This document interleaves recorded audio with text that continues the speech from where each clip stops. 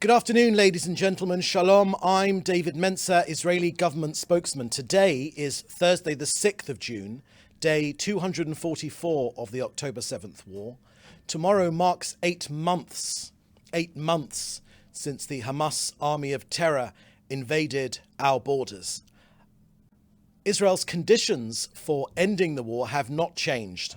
The destruction of Hamas's military and governing capabilities, the freeing of all of our 124 hostages, and ensuring that Gaza no longer poses a threat to Israel. All of our objectives are within reach. Again, this war could end this afternoon, if Hamas lay down their arms and release all our hostages.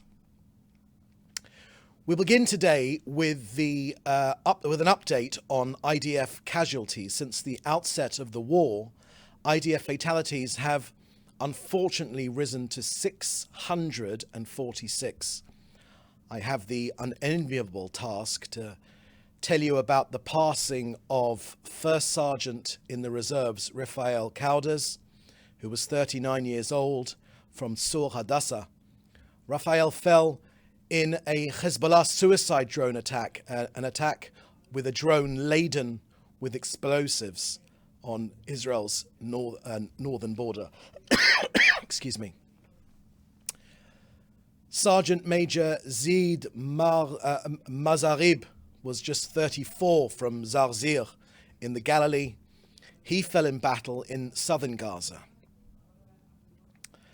There are no words of mine that can assuage the pain of their parents and their families. We embrace them and those dear families who have lost their precious heroes, our sons and daughters in this war for our very existence. The price of this war is extremely heavy and it's very painful. Each casualty is a world unto itself. May their memories be a blessing forever.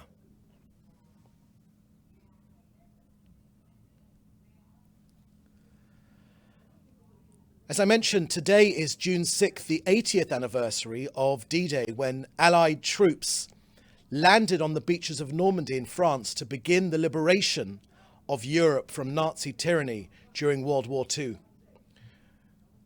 We here think in Israel of the sacrifice made by young soldiers sent off to France to uproot evil.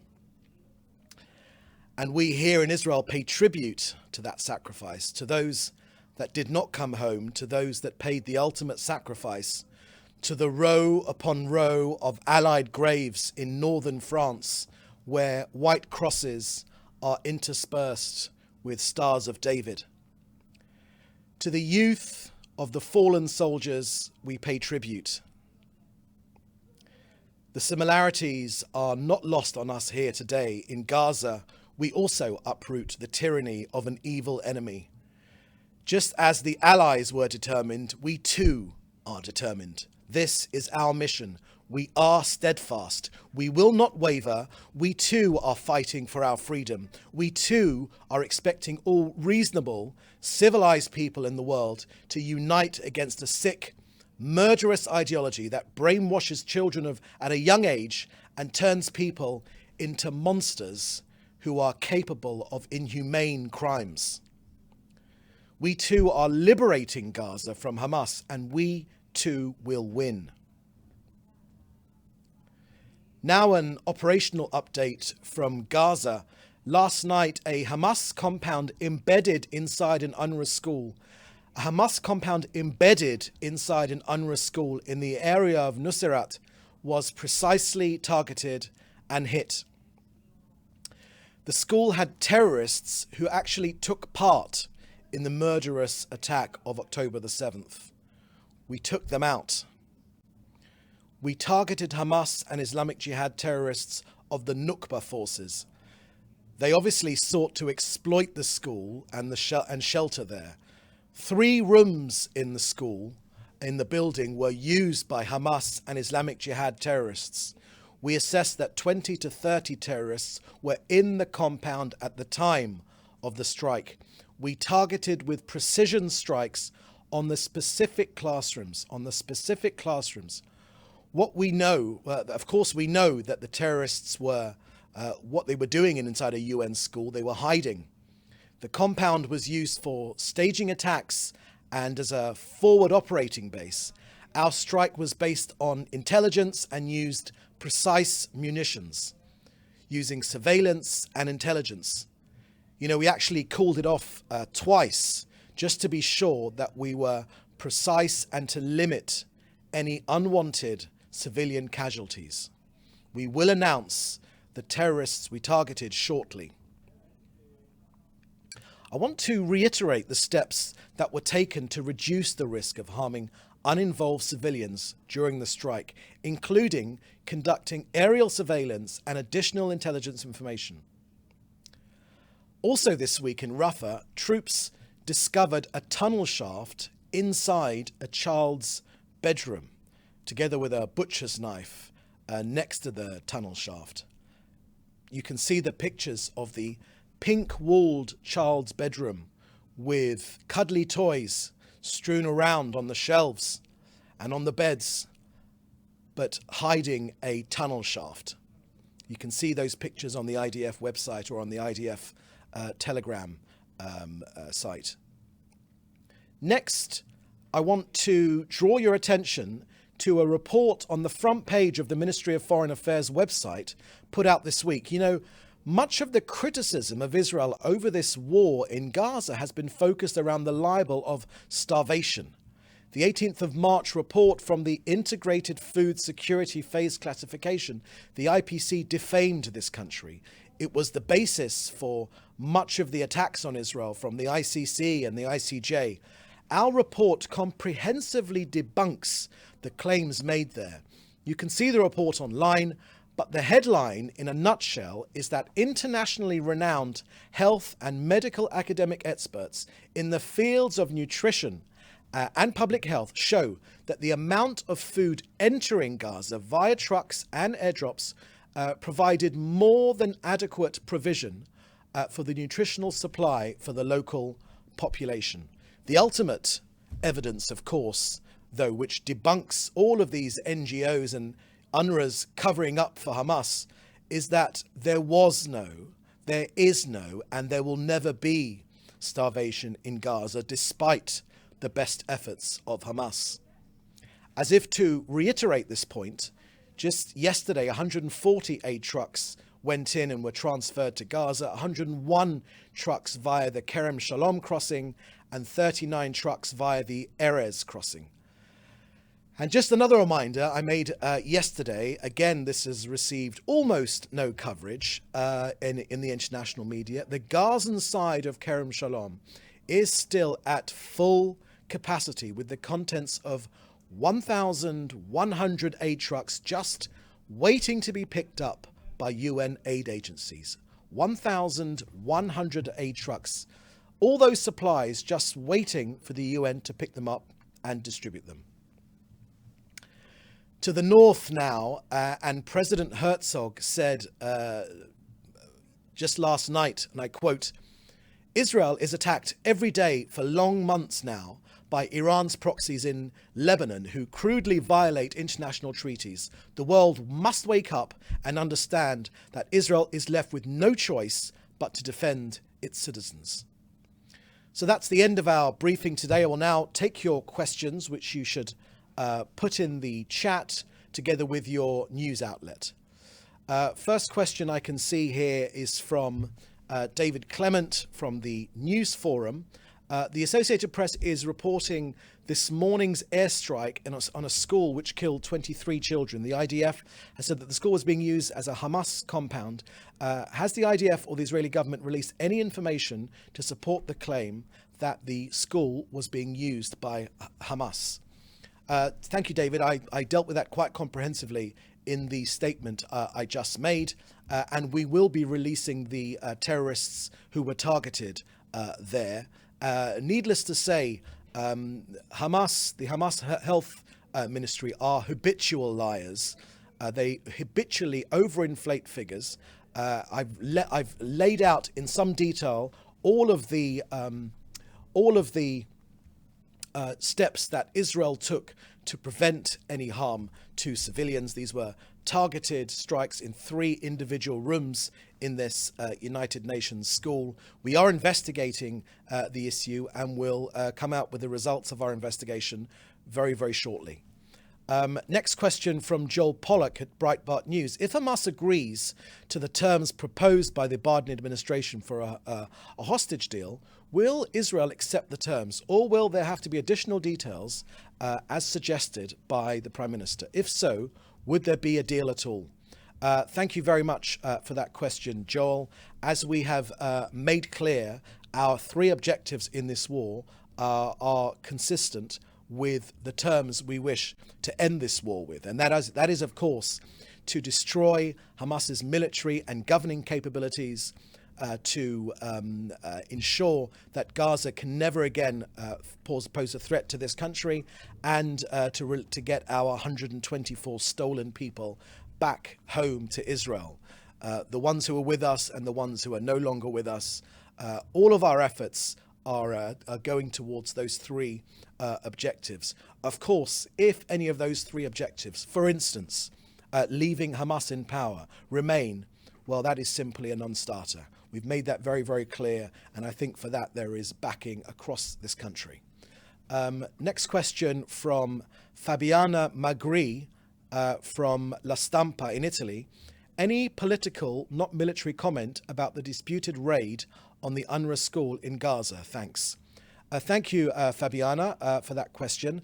I've made a comprehensive statement about the issue of that school which was targeted. We know that we targeted 20 to 30 terrorists that were actually engaged in the October 7th massacre, both from Hamas and Islamic Jihad. We tried very, very hard to limit any civilian casualties, including calling off the strike a number of times. The IDF is analysing any further civilian casualties, which we hope there were not, and we made very, very sure, we tried our hardest to ensure that there are not civilian casualties. Ultimately, I will say this from the Prime Minister's office, any casualties of civilians within Gaza are of course tragic, but they are solely the responsibility, the blame lies foursquare at the feet of Hamas. Hamas started this war, they perpetuate this war. It's the reason this war carries on is because they refuse to bring back our hostages, they refuse to lay down their arms, but we are working hard to ensure that we eliminate the last vestiges of Hamas within Gaza. Next question from Jim Williams at Zenga News Service. This week, the World Central Kitchen conducted a press briefing, and since their return to Gaza on April 29th with COGAT's assistance, they have distributed nearly 7 million meals. They are surpassing their target by serving over 250,000 meals daily to Gazan citizens through their 70 kitchens, along with providing food boxes. The question arises, if WCK can collaborate with COGAT so effectively, why can't the UN identify other groups to take over the role of UNRWA? That's an excellent question, Jim. That's the question which we are urging an answer to every single day. We know that, for one thing, the reason why we worked with WCK is that UNRWA and other parts of the UN are hopelessly inefficient. They've done a terrible job, a much worse job than any other aid scenario anywhere else in the world, and it's Gazans which suffer. But we've tried to work around UNRWA by literally flooding the area with food, and that's shown. So all of these doomsday scenarios of famine in Gaza, they have all shown, every single one of them has been shown to be false. Of course, it's unlikely that any news media will report that, but those are the facts. And as we like to say here in the Prime Minister's office, the facts don't lie. We know that more than 600,000 tons of aid have gone in. More than 30,000 trucks have gone in, enough food for all the people in Gaza. This report, which I have pointed you to, highlighted on the front page of the Ministry of Foreign Affairs website, which came out 3 days ago on the 3rd of June, outlines and debunks that libel, that trope that we were in some medieval way starving, all those famine stories. They are all comprehensively been debunked now, and we hope that that will put rest until the next libel comes out, which invariably it will. Next question from Benjamin Brown from CNN. Can you confirm that Zaid Mazarib died in a Hamas infiltration attempt into Israel earlier this morning? Thank you for that question, Benjamin. The sad death of Zaid Mazarib was announced just before we came on air for this briefing, literally minutes before. So I haven't got any information on the way which that poor soldier lost his life defending this country.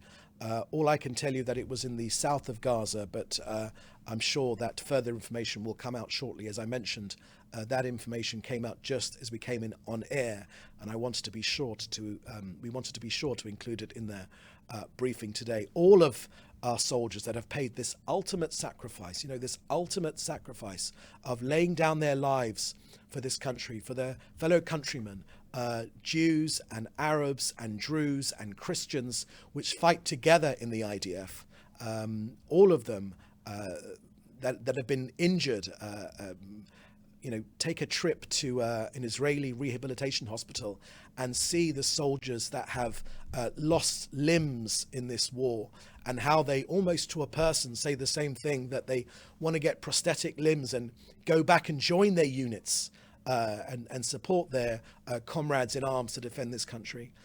We are extremely proud of our armed forces.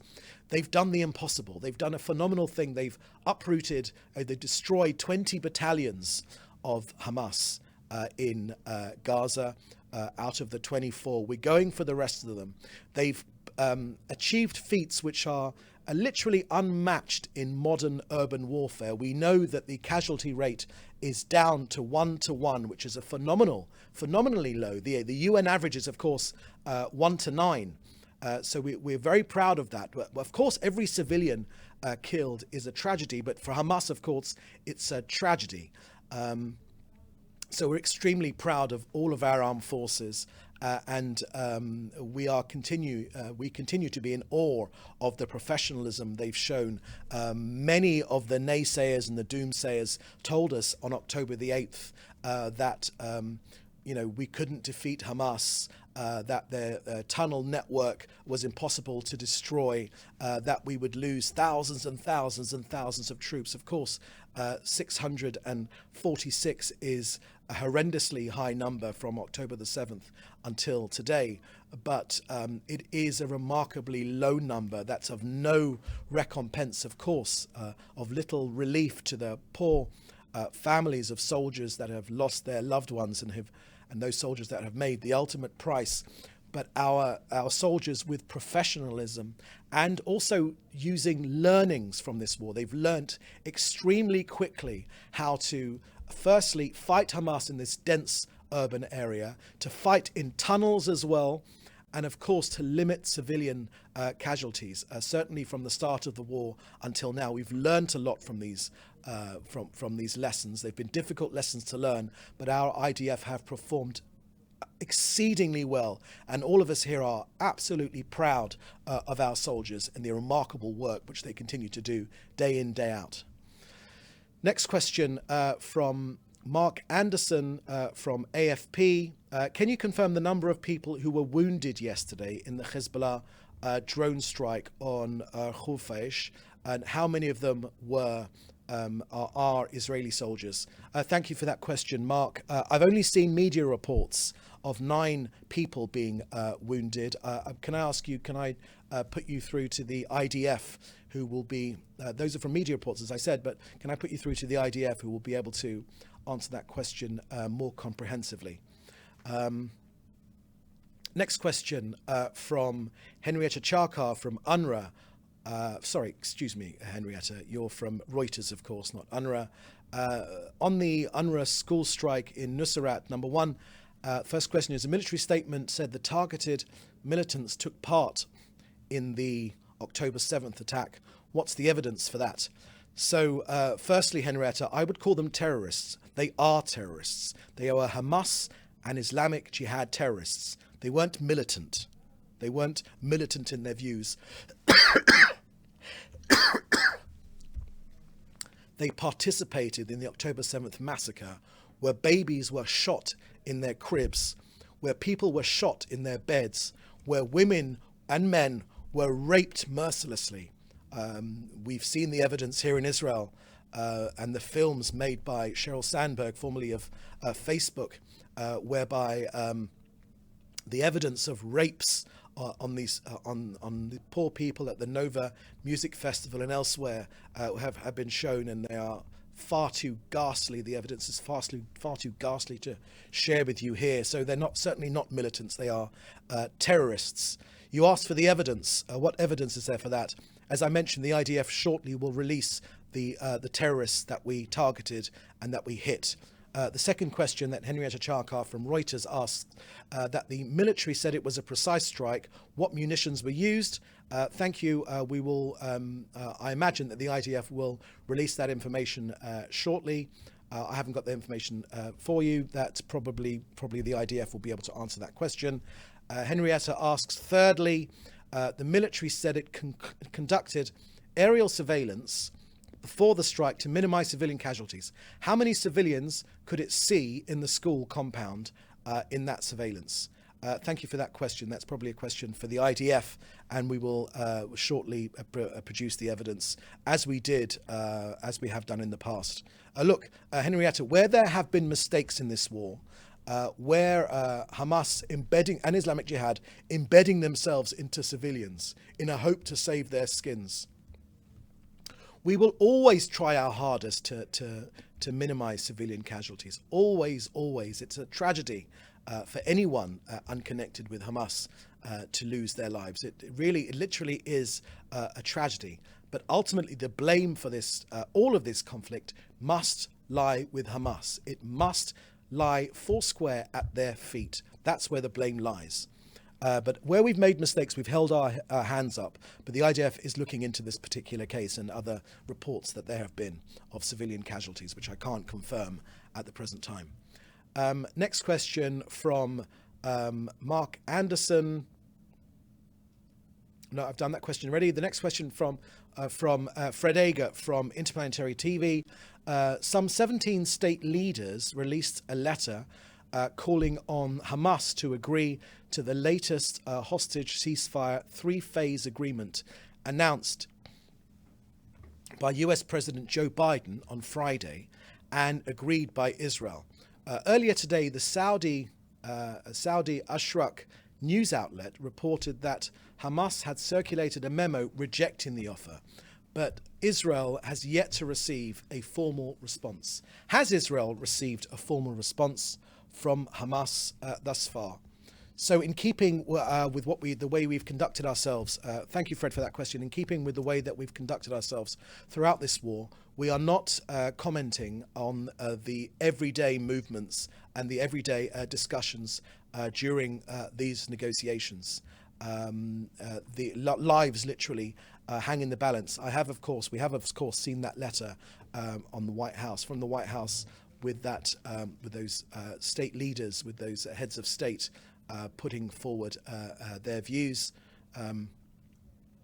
So I haven't we haven't got anything more to add to that. The only thing I will say is that, throughout this war, Hamas have more often than not said no. They've walked away, and we know from the interlocutors, from the negotiators from Egypt and from Qatar, as well as the US, they invariably blame Hamas for walking away. Secretary of State Blinken has often talked about a generous offer from Israel. Don't forget that many of these offers mean the release of terrorists with blood on their hands that have killed Israeli citizens. But of course, we want our people back. We know it's of supreme importance to all of us here in Israel to get our people home. So I can't comment on whether Hamas has accepted or rejected. Ultimately, though, we don't believe anything that Hamas says until those poor terrorists are in our hands and back in Israel. Those poor hostages, are back in Israel. Then we know they are safe, and we know that we have them back. So, next question. Any more questions? No more questions? No. Okay, so that was the last question. Thank you very, very much for joining us here today. There'll be the next briefing on... Joel Pollock has a question on Jerusalem Day. Sorry, can you scroll up a bit and let's have a look at that question. Yes, there we go. Second question from Joel Pollock. Can you, from Breitbart News, can you comment on the images and videos of Israeli youth involved in confrontations with a reporter and others during the Jerusalem Day processions here in Jerusalem? Thank you very much for that question, Joel. In terms of Jerusalem Day, which was celebrated yesterday, since the city of Jerusalem was reunified in 1967, that is, of course, the first time, I think, in history that Israel has guaranteed access to all religions, to access to all of the religions' holy sites. And that's something we're extremely proud of and goes through the very DNA of this country. I think the overwhelming majority of people that visited Jerusalem yesterday and celebrated the reunification of this city, Jerusalem is, of course, right at the very essence of our hearts. The famous words of the Israeli military in 1967 of Har HaBayit B'Yadenu, which means the Temple Mount is in our hands. They are indelibly linked in every Israeli's minds. We know the special thing that it is to have access to the very heart. Jerusalem has been the capital of the Jewish people for thousands of years, of course, even before, when London, for instance, was still a bend in the River Thames, or a swamp on the side of the River Thames. So Jerusalem has been the capital of Israel for I think at least 3,000 years. King David established it. King Solomon built the temple there, and it's the very essence of our people. So there is much to celebrate. Where there have been unfortunate cases of boisterous young people who have acted in an incorrect way, the police did take care of these things, and they did make the appropriate arrests, which is the right thing to do. Of course, it is wrong that anyone should be attacked, certainly in the holy city of Jerusalem, of importance to so many people all around the world. But I would say that the police took care of these things, and ultimately the fact that none of this should overshadow the fact that Jerusalem, the eternal capital of the Jewish people and of Israel, where all of our government offices and the Prime Minister's office and all the government offices of this country are based, is reunited with free access to all religions. Good. I think that is the last question. So with that, I want to thank you for joining us here today. Please do stay safe, and we'll let you know when the next briefing is, most likely on Monday. Thank you very much.